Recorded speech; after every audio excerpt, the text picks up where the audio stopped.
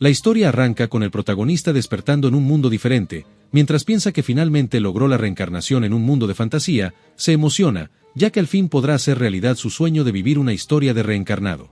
Pero antes de lograr la reencarnación, se caracterizó por siempre dejar comentarios larguísimos de 5.700 caracteres, donde comentaba la construcción y adaptación del mundo, así como las relaciones entre los personajes. Era tan extremo que los lectores y los autores lo odiaban. Después de todo el esfuerzo, finalmente consiguió reencarnar en un niño de 4 años. Al intentar revisar sus estadísticas, se da cuenta que no tiene una ventana de estado. Esto no lo desanima, ya que muchas de las historias que leyó antes, tampoco tenían dicha ventana. Ahora lo importante es averiguar en qué tipo de historia apareció. Durante su primera semana de posesión, descubrió que su nombre es Iván Petrovich, sus padres son campesinos y vive en un lugar tan remoto que ni siquiera los habitantes sabían el nombre del reino al que pertenecía el pueblo mismo. Intentó crear jabón para volverse rico usando los conocimientos avanzados de la tierra, pero no resultó como esperaba. Al parecer se encontraba en un mundo donde los artículos básicos ya existían. Para su sexta semana de posesión, salió al pueblo a llevar huevos y descubrió que en ese mundo ya existía el periódico. Tras analizarlo un poco, supuso que se encontraba en una época más avanzada que la Edad Media, ya que para lograr la hazaña de llevar los periódicos a zonas tan rurales como el pueblo donde vive, la tecnología debe ser al menos de la era industrial. Decidido a descubrir más de su mundo, comienza a hacer una lista con los posibles mundos e historias a donde probablemente fue transportado. Para su cuarto mes de haber llegado a ese mundo, Iván al fin descubrió el nombre del país en donde vive y el nombre del rey. Sin embargo, no eran nombres que conociera. Con eso en la mente, quemó la lista de posibles obras a donde fue transportado, ya que si no conocía el mundo, no servía de nada seguir indagando en posibles historias.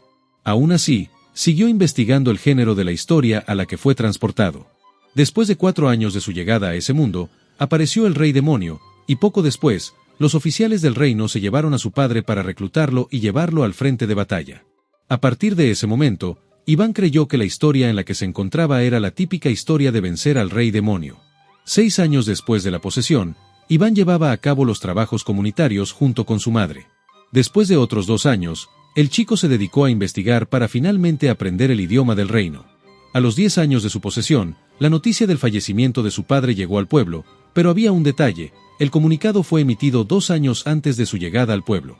El protagonista se pregunta si realmente la historia en la que se encuentra no es la de derrotar al rey demonio, sino una de estrategia política. Mientras más lo piensa, más perdido se encuentra, ya que ese mundo tiene máquinas de vapor, armas de fuego, razas distintas a los humanos, e incluso existe la magia. Poniendo todo lo que sabía sobre la mesa, realmente no estaba seguro del tipo de historia a la que había llegado. Al poco tiempo, tomó la decisión de ir al frente de guerra, siendo adoptado por el ejército. Todo su salario fue transferido a su madre, ya que era la única persona en ese mundo que se había dedicado a vivir por él. El tiempo pasó, y tras 4 años en la milicia, Iván se dio cuenta que tenía talento para el combate. Después de varias hazañas en el ejército, fue ascendido a soldado regular. A pesar de eso, el frente seguía retrocediendo, las fuerzas conjuntas de los países podían caer en cualquier momento. Y justo por esas fechas, un héroe apareció, devolviendo la esperanza al reino y al protagonista. Ya que con la aparición del héroe, la historia parecía ser un típico RPG de héroes, con la finalidad de acabar con el rey demonio. Un tipo de historia clásica, casi rozando lo cliché. 14 años de servicio militar después. Mientras el grupo del héroe ganaba poco a poco los combates en contra de los generales del rey demonio, Iván formó grupo con el héroe. Dicho grupo se llamaba la Unidad de Exterminio. Era una unidad de operaciones especiales que se desplegaba cuando las cosas se volvían caóticas, y tras 2 años de formar grupo con el héroe, finalmente lograron acabar con el rey demonio. Iván esperó que con eso, al fin pudiera regresar a su mundo. Pero eso no sucedió. Tras 2 años de la caída del rey demonio, los altos mandos pretendían disolver la Unidad de Exterminio. Ahora con un mundo en paz, la Unidad de Exterminio ya no era necesaria, así que enviaron al prota a una misión casi imposible.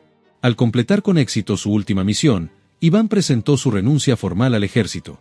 Al cumplir los 30 años desde que llegó a ese mundo, Iván regresó a su pueblo natal. Su madre había muerto hace ya 10 años, ahora se encontraba completamente solo en ese mundo, así que decidió fundar un orfanato para ayudar a los afectados por la guerra. Aún así, los créditos de la historia seguían sin llegar. La escena nos lleva al orfanato Santa Basilisa, fundado por Iván. El protagonista se encuentra escribiendo nombres de comidas de su antiguo mundo mientras murmura que extraña la comida. Mientras tanto, Se pregunta cuánto más debería de esperar para poder regresar a su mundo, ya que ya habían pasado 4 años desde que el Rey Demonio fue derrotado. Mientras piensa en las posibilidades, supone que tal vez, la condición para regresar a su mundo, es que muera de viejo.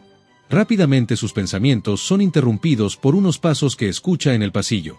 Al analizarlos, se da cuenta que por el olor a pólvora y la frecuencia de los pasos, solo puede tratarse de un soldado. Se prepara y saca su arma, temiendo que se trate de un ataque furtivo. La puerta se abre y aparece un soldado saludando amablemente.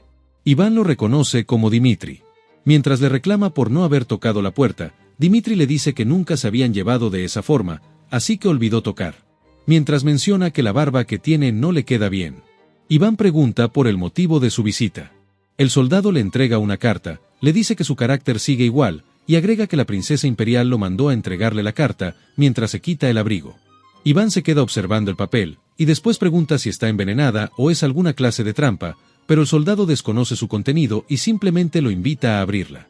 El prota recuerda que la princesa Elizabeth era conocida como Lisa de Hierro, y que ella nunca enviaría una carta solo para preguntar cómo está. Antes de leerla, le dice a Dimitri que si la princesa envía una carta, es porque la situación del reino se complicó. Dimitri comienza a explicar el contexto del reino, dice que el príncipe está intentando dividir el reino en 5 partes para venderlas por separado. Mientras tanto, la princesa intenta solucionar las cosas de forma diplomática. En cambio, el rey simplemente se mantiene neutral. No apoya a ninguno de sus hijos. Agrega que en la capital hay una universidad fundada por los reinos en conjunto, la cual es reconocida como la mejor del continente. La Universidad Sanjansk recibirá ese año a los hijos de los héroes como alumnos de primer año. La santa del grupo del héroe, ahora es la directora de la academia. En teoría, no existe un límite de edad para ingresar en la academia, pero al ser la mejor del continente, las personas que pretenden entrar se preparan antes para poder competir por un cupo. Dimitri agrega que al ser personas importantes de todos los reinos, si algo llegara a sucederles a los alumnos, sería la ruina del reino. Iván entiende de inmediato la situación y pregunta cuál sería su papel. Dimitri sin dudarlo dice que la misión que le quiere asignar la princesa es proteger a los hijos de los héroes durante su estadía de 3 años en la academia. Iván lo analiza detenidamente. Ahora tiene más pistas del mundo y con la aparición de la academia dentro de la historia, supone que el final de su reencarnación es en realidad la historia de la academia, o sea, que los 30 años que lleva vividos como Iván solo fueron el prólogo de la historia. Dimitri le pregunta al prota si se encuentra bien después de notar la energía que desborda de su cuerpo. Pero Iván aclara que si solo eso es su misión, entonces la cumplirá sin dudarlo, ya que es la única forma de regresar a su mundo. Iván comienza a leer la carta de la princesa. En esta se pregunta por su estado actual, y menciona que siempre había estado pendiente de noticias suyas, para finalmente evocar el recuerdo de cuando cuidaban los jardines del palacio juntos. Después de la derrota del Rey Demonio, la princesa esperaba que pudieran compartir una comida todos juntos. Pero al final, Iván solo se fue sin decir nada. Pasando al verdadero motivo de la carta, la princesa pide como favor especial que cuide de las personas importantes que llegan a la academia. Y como pago, pone cualquier cosa que pida. Y si eso no fuera suficiente, dice que lo haga por ella, por los recuerdos que comparten y por su propia amistad. Terminando la carta con que el reino necesita de sus servicios una vez más. Iván resume la carta de la princesa diciendo que le pide que se infiltre en la academia y cuide de los alumnos por 3 años. Mientras tanto, Iván, tras conectar las piezas, cree que la historia en la que se encuentra es con trama tipo academia. Y con eso en la mente, supone que podrá regresar a su mundo original una vez que los hijos de los héroes se gradúen de la academia. Acto seguido, le pregunta a Dimitri por la llegada del primero de sus objetivos. El soldado contesta que la primera persona en llegar es la hija de Einar. Después de acabar con el Rey Demonio, el berserker Einar se convirtió en el rey de Droan. Iván lo recuerda como un vikingo típico, extremadamente fuerte, pero sin cerebro. La escena cambia de inmediato al reino de Droan. Los habitantes están celebrando la entrada de Asidis a la academia. Están emocionados porque dicen que cualquier cosa que se proponga conquistar su princesa, definitivamente lo conseguirá, ya que tiene la misma sangre de conquistador que su padre. Contrariamente a lo que se podría pensar, la chica quiere entrar a la orquesta sinfónica, por lo que ingresó al departamento de música. Asidis aborda el tren que la llevará a la academia, asegurando que conquistará el departamento de música y entrará a la orquesta sinfónica. De regreso con Dimitri e Iván, el prota asegura que el tren en el que viaja la chica se descarrilará. Dimitri lo duda y pregunta por qué cree eso. El prota piensa que es un cliché clásico de las historias de academia, así como las historias típicas de héroes, donde el rey demonio termina cayendo a manos de los héroes. En las historias de academia, los personajes principales tienen que tener algún problema para llegar a la academia, donde el cliché de esas historias marca un asalto en el camino. La escena nos transporta a la estación Igorovich, lugar en donde Iván se encuentra leyendo el periódico, mientras piensa que cada tipo de historia tiene su propio sentido común. Tras analizar un poco el mapa del tren, deduce que solo hay pocos puntos donde se puede hacer un ataque, ya que sería inútil hacer un ataque dentro del territorio de Einar si la finalidad del mismo es desestabilizar a los reinos. Y en la frontera entre los dos países, hay demasiada vigilancia, así que el punto perfecto para hacer un ataque es esa estación. En el lugar hay 3 sospechosos. El primero, una persona que revisa de forma constante el horario del tren, pero sin subirse a alguno. El segundo es un vendedor de frutas en una zona fronteriza, donde no hay gente que compre artículos. Y por último, una persona bien vestida esperando el tren.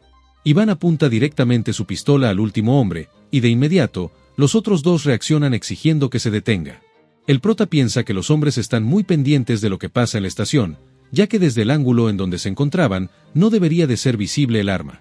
A modo de verificación, le pregunta al hombre a quien le pertenece su lealtad, pero el hombre lo duda un momento, lo cual es suficiente para que Iván dispare y acabe con el tipo en el acto. La lógica del prota es que si fueran leales al reino, no dudarían en decir algo patriótico, por lo tanto, los 3 pertenecen a algún tipo de organización externa al país. De inmediato, los hombres sacan sus armas y apuntan al prota. Iván esquiva el primer disparo.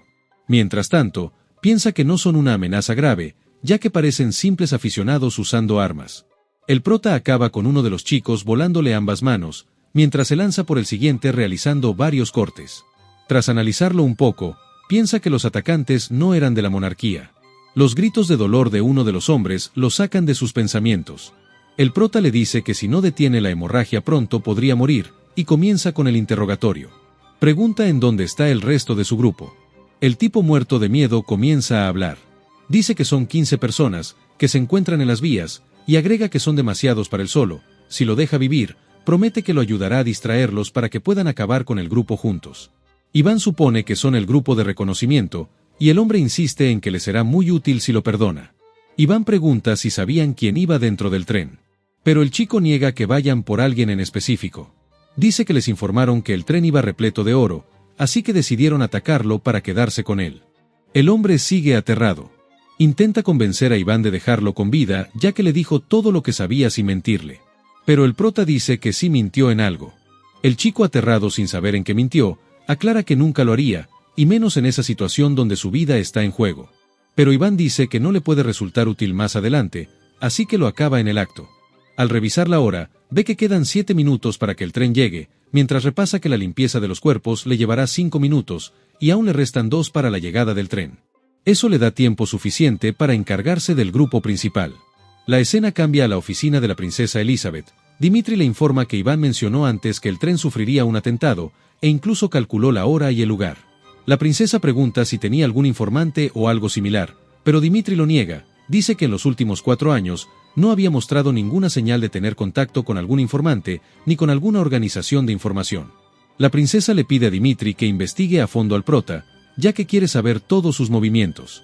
Al fin se nos presenta formalmente a la princesa del reino como Elizabeth Kirilovna Krasilov, princesa de Krasilov, o mejor conocida como Lisa, la dama de hierro. La princesa piensa que puede sentir confianza en las suposiciones del prota, así que siente seguridad en su decisión de haberle encargado a los alumnos de nuevo ingreso. La escena cambia al tren nuevamente. El prota piensa que en las historias típicas de academia, un atentado del prólogo no puede acabar con los personajes principales, ya que se considera parte del tutorial.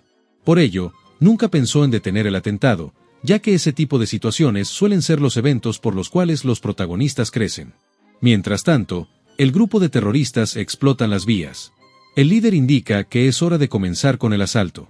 Mientras Iván corre hacia las vías, piensa que su papel es desmantelar la organización y actuar detrás de escena para no frenar el crecimiento de los personajes principales, solo eliminando las amenazas más grandes o las que no puedan manejar los protagonistas por sí mismos. El grupo de asaltantes se encuentran festejando el éxito de su misión. Cuando ven como uno de los suyos cae al suelo, todos se ponen nerviosos. Mientras el prota analiza la situación, descubre que realmente no están preparados y tampoco son profesionales. Iván aparece al frente del grupo y pregunta por el líder. Los hombres se alarman y comienzan a disparar en el acto. Mientras tanto, el prota comienza a explicar que las armas de fuego son simples juguetes ante peleadores hábiles, ya que las balas y las armas tienen una intención asesina que no se puede ocultar.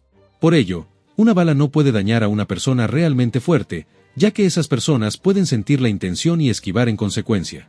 Después de acabar con un par, al fin el líder del grupo se lanza contra Iván, mientras intenta darle con la daga, le pregunta quién lo envió. El prota detiene su ataque y lo golpea en el estómago estrellándolo contra una roca. El matón lo amenaza diciendo que enviará un grupo para acabar con él, pero Iván piensa que no puede terminar con su enemigo, ya que ese es el trabajo de los protagonistas de la historia. Aún así, necesita información de la organización para la que trabaja. Por suerte, conoce métodos de interrogación bastante efectivos. La escena retrocede al momento donde la princesa Acidis se iba de casa. La chica le está reclamando a su padre porque quiere enviar a una escolta con ella, pero ella no quiere que la siga alguien a la academia. Mientras Einar la escucha, se le ocurre una idea para proteger a su hija. La escena se moviliza a una reunión de los berserkers, donde el rey les dice a sus subordinados que la princesa no quiere que nadie la siga, pero les propone que la sigan sin que ella se dé cuenta, a lo que los hombres aceptan y se ofrecen para el trabajo. Einar continúa y dice que la princesa los conoce a todos, así que no pueden tomar el tren. De ese modo, la persona que va a cuidar a Acidis tendrá que correr atrás del tren para no ser descubierto. Los hombres siguen emocionados y siguen ofreciéndose para cuidar de la princesa, demostrando así su lealtad a Einar. Pero el rey agrega un último problema, dice que para que puedan cuidar bien a Acidis, alguien tiene que entrar a la academia, así que también tienen que pasar un examen para ser aceptados. En ese momento, todos se quedan petrificados, mientras admiten que no podrían aprobar un examen escrito. La escena es interrumpida por Mord Eriksson, uno de los hombres de confianza del rey. Este se ofrece para asistir a la academia, ya que no es tan malo en los exámenes escritos. El resto de los hombres se emocionan y le dan ánimos para aprobar el examen. De ese modo, el rey le indica que debe convertirse en un alumno de primer año para cuidar de la princesa. La escena cambia al examen de admisión, donde Mord logra aprobar con buenos resultados para el Departamento de Educación Física, pero en el caso del examen escrito, apenas logró la calificación mínima. De vuelta al presente, Mord se encuentra corriendo detrás del tren, mientras maldice a los asaltantes que se atrevieron a lastimar a Acidis. Adentro del tren, la princesa se encuentra lastimada por la caída. Piensa que tal vez fue muy ruda con su padre antes al no dejar que alguien la acompañara. Rápidamente encuentra su violín, y se alegra de que no le haya pasado nada. El momento se interrumpe por la puerta del vagón que es mandada a volar, golpeando a Acidis en el proceso. Varios hombres entran, y comienzan a amenazar a la chica. La escena pasa a las afueras del tren, donde el líder de los bandidos le pide a Iván que acabe con él. Pero el prota dice que esa no es su intención, mientras lo corta con su hacha y lo cura con una poción. Nos explica que las pociones curativas son lo que más odiaban los soldados, ya que si bien pueden curar las heridas, también hacen que el paciente sienta todo el dolor que sentiría a lo largo de la cicatrización de la misma herida, pero todo de golpe en un solo momento. Gracias a eso, el escuadrón de exterminio comenzó a usar las pociones curativas como si fueran suero de la verdad, ya que ocasionaban heridas y las curaban de forma repetida durante un interrogatorio. El bandido pide clemencia, pero Iván se niega a acabarlo, ya que tiene que servir como prueba para Acidis. A pesar del interrogatorio, Iván no logró sacarle información valiosa, ya que los bandidos fueron engañados con la historia del oro. Simplemente el hombre no sabía nada más. Sus pensamientos son interrumpidos por un ataque furtivo. Iván analiza la trayectoria y ve que se dirige hacia él. Esquiva el primer ataque, pero este va seguido de otras rocas. Una nube de humo se alza, pero los ataques no golpearon al prota. De entre el humo sale Iván, y pregunta por las intenciones de su atacante. Mord simplemente dice que está ahí para defender a su sobrina. Iván piensa que el tipo al que acaba de torturar es el sobrino del bárbaro, creyendo que el verdadero jefe del tutorial es Mord. Al parecer, nadie se sabe comunicar de forma efectiva en la historia. Eso, o nadie pone atención a lo que dicen los demás. En fin, un malentendido empieza. Mord comienza la lucha. Se lanza directo en contra de Iván, pero resulta ser demasiado fuerte para un jefe de tutorial. Mientras la batalla se desarrolla, Iván piensa que se equivocó con el punto de la historia donde se encuentra, ya que el hombre que tiene delante es demasiado fuerte para unos adolescentes, sin importar si son los protagonistas de la historia. El sujeto que tiene delante es más fuerte que un jefe de un simple tutorial. Nos movemos al vagón del tren donde se encuentra la princesa Acidis. La chica se encuentra pidiéndole a los asaltantes que se detengan, pero al ver la negativa de los mismos, se disculpa con su violín y golpea a uno de los hombres mandándolo a volar. El resto se quedan inmóviles al ver la fuerza de la chica, Pero Acidis, en vez de centrarse en los asaltantes, comienza a disculparse con su violín. La princesa se parece a su madre en muchos aspectos, como su inteligencia por ejemplo. Pero también tiene la sangre de su padre, donde la fuerza predomina. La escena cambia al lugar donde Iván se encontraba. Los asaltantes salen corriendo pidiendo ayuda, interrumpiendo la pelea del prota. Los dos hombres preguntan al mismo tiempo si se encuentra a salvo la princesa Acidis, y al darse cuenta que ambos estaban del mismo lado, se separan y dejan de pelear. El tercer cliché de las historias de academia es cuando un ayudante secreto aparece para ayudar al protagonista. Mord pregunta si no estaba del lado de los asaltantes, ya que lo vio usando una poción curativa en su líder. Iván aclara el malentendido, diciendo que realmente estaba interrogando al enemigo. La princesa sale de entre las llamas del vagón, y Mord va directo a verificar la seguridad de su sobrina. Mientras tanto, Iván recuerda que tiempo atrás conoció a Acidis. Así que para evitar que lo reconozca, se va mientras Mord se encarga de llevarla con bien a la academia. La chica recuerda haber visto a alguien con su tío antes, pero al ver el lugar, solo puede ver a los asaltantes temblando. Mord recuerda el estilo de lucha de Iván, y al darse cuenta que solo puede ser el candidato a héroe que compartió grupo con su rey, le pregunta a su sobrina si recuerda a Iván Petrovich. La chica dice que lo recuerda como un tipo genial y muy fuerte. Pero Mord le dice que según algunos informes, falleció hace 2 años. En otra parte, Iván piensa que la misión de llevar a la princesa de Droan a la academia fue completada con éxito. Los siguientes en llegar son la hija del héroe y el hijo del caballero Hilbert. Al analizar los dos casos, supone que no debería de haber problemas con el traslado del hijo de Hilbert, ya que los reinos tienen buena relación y están cerca uno de otro. Entonces, en ese momento, solo debería de preocuparse por Isabel, la hija del héroe. Por otro lado, la chica de raza élfica llegará por sus propios medios en aeronave. Entonces, no hay necesidad de preocuparse por ella tampoco. En cuanto a la discípula de la vampiresa, ya se encuentra en la capital del reino. Con los personajes a salvo, solo falta la llegada de Isabel al reino. Iván comienza a escribir las cosas que quiere comer cuando regrese a su mundo. Mientras dice que quiere ir a casa, una persona pegada a su ventana lo saca de sus pensamientos. La chica pregunta si los va a abandonar de nuevo. Iván reacciona de inmediato y le pregunta a la chica cómo llegó ahí. Priscila dice que llegó cuando comenzó a murmurar lo que quería comer, pero Iván le da más importancia al método que usó para llegar a su despacho, ya que se encuentra en un tercer piso. La chica dice que ya está en el último año de sus estudios, por eso es capaz de hacerlo. Pero Iván se pregunta si el plan de estudios incluye la escalada como materia. Se explica que en el orfanato había un juego que consistía en acercarse al director sin que éste se diera cuenta, ya que Iván era capaz de atrapar objetos incluso sin ver desde dónde se dirigían hacia él. A pesar de su apariencia, Iván era bueno con los niños, siempre los incentivaba para que jugaran, y los niños lo amaban. La escena cambia a un cuarto oscuro, con Priscila atada a una silla. La chica amenaza a los hombres diciendo que en cuanto Iván se entere que la capturaron, no podrán escapar de las consecuencias. Los hombres preguntan por la organización para la que trabaja, pero la chica dice que solo pertenece al orfanato dirigido por Iván Petrovich. Los tipos solo se burlan diciendo que no conocen al director de su orfanato. Uno de los hombres agrega que esos son el nombre y apellido más comunes del reino. Pero su risa es interrumpida por una mujer, la cual pregunta por el nombre que mencionó Priscila. La chica repite el nombre del prota, y la escena cambia al orfanato, donde 2 mujeres le dicen a Iván que Priscila fue secuestrada, y la única pista es una marca en la ropa que llevaba la chica antes de ser capturada. Iván piensa que la marca pertenece a una persona que tiene un pésimo carácter, y a pesar de que no la quería volver a ver, ahora se ve obligado a visitarla. La escena regresa con Priscila, donde la mujer que la capturó menciona que Iván dijo que se retiraba del ámbito militar, pero al ver a Priscila, sabe que no se retiró, sino que formó una organización secreta de asesinato. Yo no sé de cuál fumen, pero seguro tiene que estar potente, todos solo sobrepiensan las cosas, hasta parece que tienen ansiedad. La escena se moviliza a las alcantarillas del sur de la capital.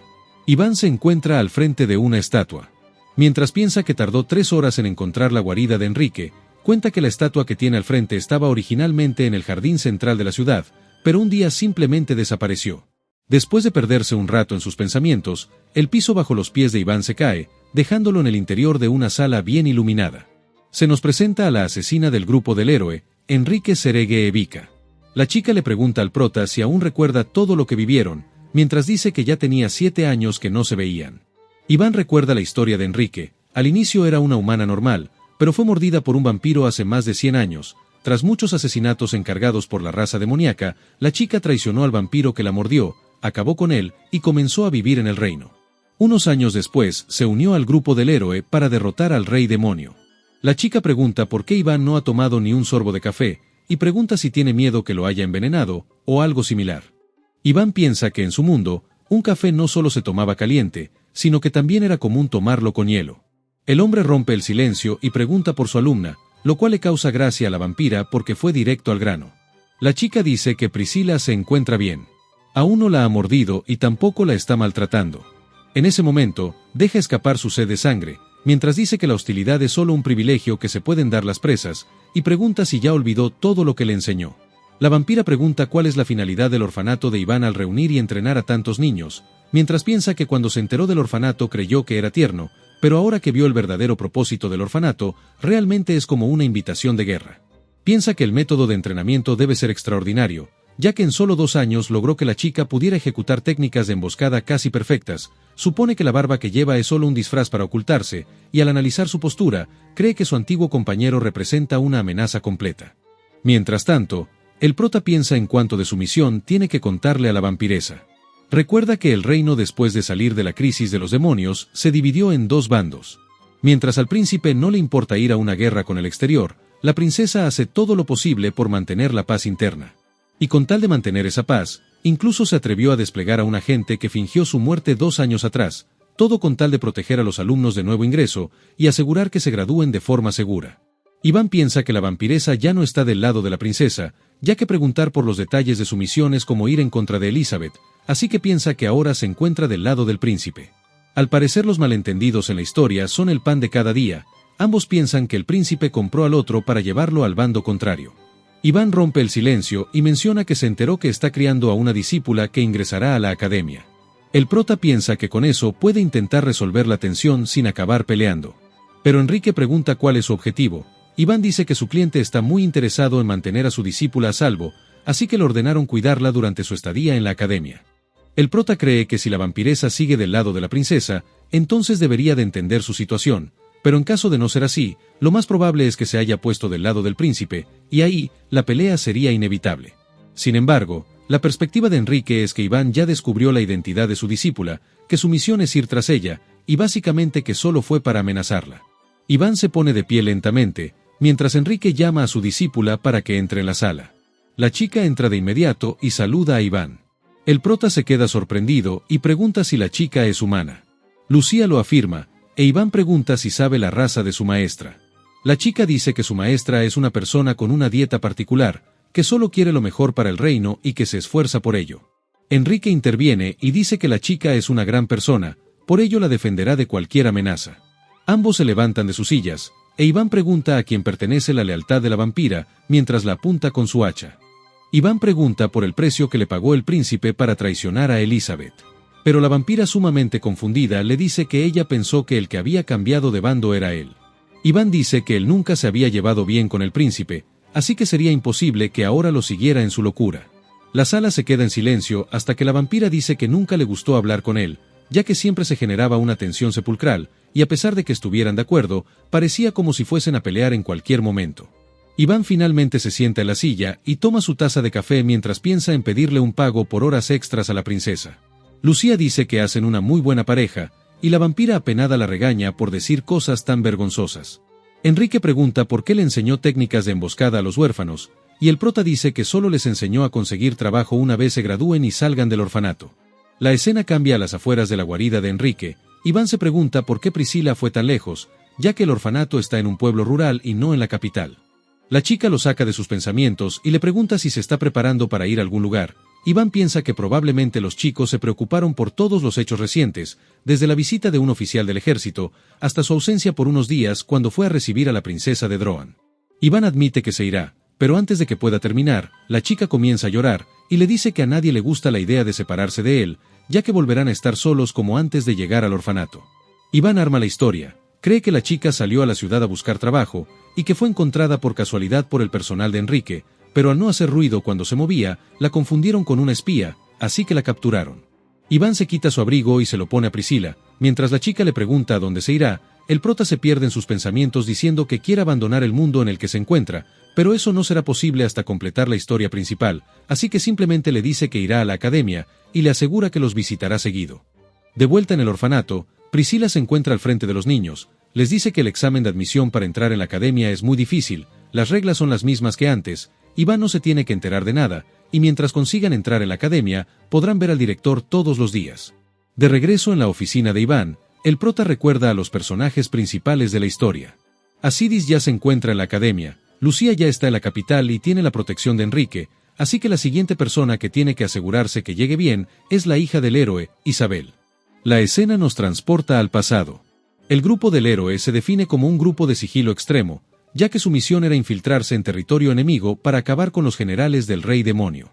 Pero a pesar de que todos tenían la función del grupo clara, el héroe era un completo idiota que tiraba tajos al cielo, como si estuviera pidiendo que los demonios los cazaran. Aún así, el caballero Gilbert no se quedaba atrás, siendo sumamente torpe. Incluso Einar era incorregible. La química del grupo era innegable, pero a pesar de todo, el héroe era un lunático carismático e inolvidable. La escena cambia al interior de un tren, donde el protagonista va acompañado de varios hombres. Iván comienza a decirles que son incorregibles y llaman mucho la atención, ya que se ve muy sospechoso que un grupo de hombres de traje estén en el mismo asiento cuando todo el tren está vacío. El prota recuerda que él tiene la culpa de estar acompañado por los hombres, ya que cuando fue a informar de la seguridad de la princesa de Droan, mencionó el atentado que sufrió el tren en el camino. Acto seguido, Dimitri envió a 5 agentes del departamento de inteligencia para que ayudaran al protagonista con la misión, mientras pensaba que era increíble que el prota tuviera una organización de inteligencia detrás. Pero lo más increíble era que la organización era tan poderosa como para predecir la hora, lugar y el objetivo del ataque. Lo que no sabía Dimitri era que Iván predijo todo con solo basarse en los clichés de las historias de academia que había leído antes. Iván comienza a darles un discurso a los agentes, menciona que todos van uniformados, y encima se concentran en una sola parte del tren. Con eso, cualquier persona los encontraría sospechosos. El tiempo avanza hasta que todos se bajan del tren, los agentes tratan de despedirse de Iván, pero este les comienza a dar un sermón sobre cómo esconderse, cómo actuar y cómo llevar a cabo una misión de infiltración. Iván los envía a proteger al hijo de Gilbert, mientras él se encarga de la hija del héroe. Los chicos lo aceptan gustosos, ya que dicen que Iván les habló por 18 horas sin parar. Nos movemos al vagón donde se encuentra la hija del héroe. Su sirviente la intenta tranquilizar mencionando el paisaje, pero la chica lo insulta y le pide que se vaya. El chico se va, y una vez sale de la vista de la rubia, se muestra sumamente molesto. En ese momento, el protagonista nos explica el plan. Dice que el tren arrancó de Santa Matilde con destino a la capital, la ruta está fuertemente vigilada, pero en 3 puntos del recorrido es donde puede ocurrir un atentado. El primero, donde podía suceder una emboscada, no pasó nada. El segundo punto es un lugar abierto donde un ataque con asaltantes montados podría resultar, pero ese punto también ya pasó. Ahora solo queda el tercer punto. Mientras Iván piensa que llegaron a la parada y no pasó nada, se cuestiona si realmente no puede regresar a su mundo. Piensa que tal vez compartió mundo con otro reencarnado, y que éste al acabar con el Rey Demonio regresó a su mundo.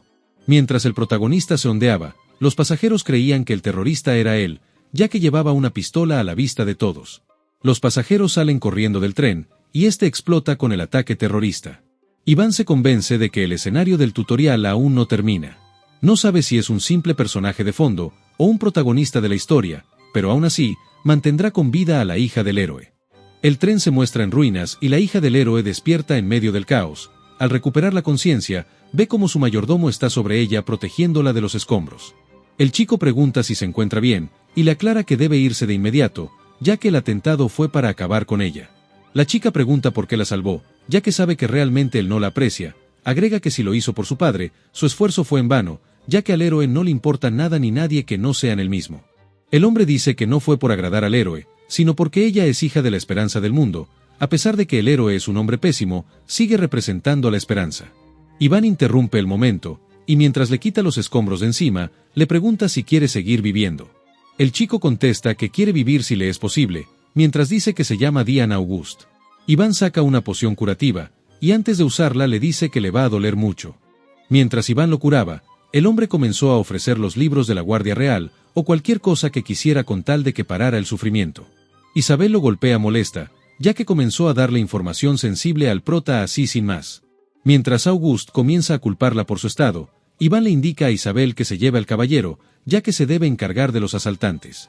Por la hora que es, supone que no tardarán mucho en bajar de la montaña para atacarlos. La chica con su espada en la mano dice que también puede luchar, pero Iván al verla temblando agradece su intención, y la rechaza. Iván le dice que su personalidad debe parecerse a la de su madre, ya que su padre se hubiera lanzado directo al conflicto sin saber en dónde comenzar a buscar. Isabel le pregunta si conoce a su padre, pero Iván le da indicaciones en vez de respuestas. Le dice que reúna a los sobrevivientes y hagan una fogata, ya que los inviernos del reino son tan fríos que si no se abrigan, podrían morir. Isabel le dice que no es sensato, ya que quedarían a merced de una emboscada, pero Iván contesta que se encargará de la situación, así que no tiene de qué preocuparse. El protagonista comienza a explicar la lógica de hacer una fogata que llame la atención. Dice que el enemigo ya estaba disperso en el bosque, esperando que los pasajeros del tren escaparan de la zona del accidente y se adentraran en el bosque, ya que eso sería lo lógico. Pero al agruparse en el mismo lugar del atentado, el enemigo se verá obligado a reunir al personal y atacar en conjunto. Iván comienza con la caza. En el bosque oscuro, una antorcha se convierte en un blanco de tiro sumamente llamativo, lo que facilita la localización de los enemigos. Uno de los hombres le informa al capitán que fueron atacados y que varios grupos fueron aniquilados. El líder comienza a analizar las posibilidades. Piensa que puede ser un grupo de élite pequeño que se está encargando por separado de los grupos de asalto. Pero el informante lo niega, dice que se escuchan disparos en todas partes, así que debe tratarse de un ataque coordinado. El líder toma el arma y dispara al cielo, diciendo que es una trampa, y que los disparos que se escuchan son de ellos mismos. En ese momento, el prota aparece y degolla a uno de los hombres del Felos. Mientras tanto, los bandidos se preguntan si la hija del héroe es capaz de hacer algo así. El demonio piensa que si la chica heredó la mitad de las capacidades del héroe, es posible que pueda hacer una actuación de ese calibre. Alfelos les indica a sus hombres que se reúnan y vigilen la zona, mientras se mueve aparte de ellos.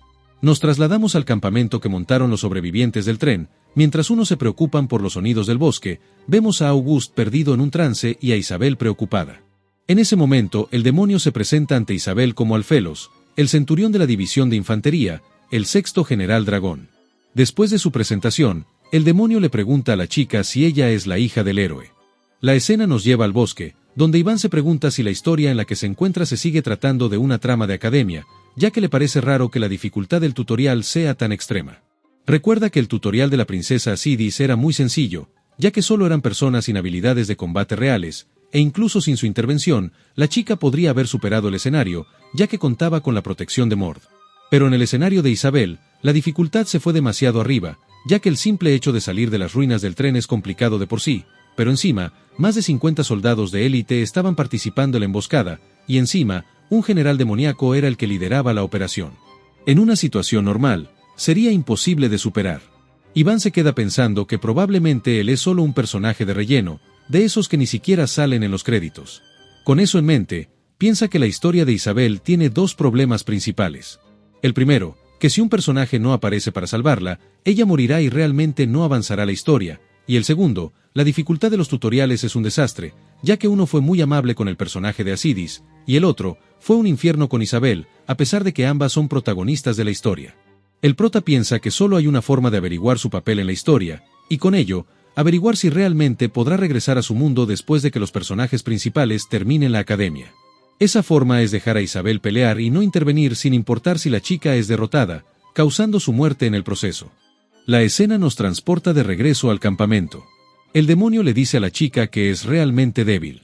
Mientras la chica se lanza al ataque, el demonio le dice que no le sirve de nada ser un estudiante ejemplar que se aprende las técnicas de memoria. Si al final no puede llegar con su espada al cuerpo del enemigo, sus conocimientos no sirven de nada. El demonio dice que es una decepción que la hija del héroe haya llegado a esa edad sin haber librado una batalla real antes, para después, desarmar a Isabel. Alfelos pregunta cuál es la finalidad de Isabel si no puede proteger las vidas de los demás. August interviene, le dice a la chica que un héroe no es héroe por el simple hecho de proteger vidas, sino porque es la persona que se pone en el frente de batalla sin dudarlo. El hecho de proteger vidas es un simple agregado a la valentía que demuestra al ir al frente de batalla, un simple reflejo, como consecuencia del valor demostrado. El chico recuerda cómo hace 10 años el mismo héroe dijo que no quería defender las vidas de los demás, solo se puso en el lugar de los débiles, y comenzó a actuar como si fuera una persona indefensa. La batalla continúa, el demonio ataca mientras Isabel esquiva, la chica piensa que todos hacen las cosas porque es su deber, así como alguien da limosna porque es lo correcto, ella tiene que luchar porque es lo que tiene que hacer. Recoge su espada y reanuda la lucha.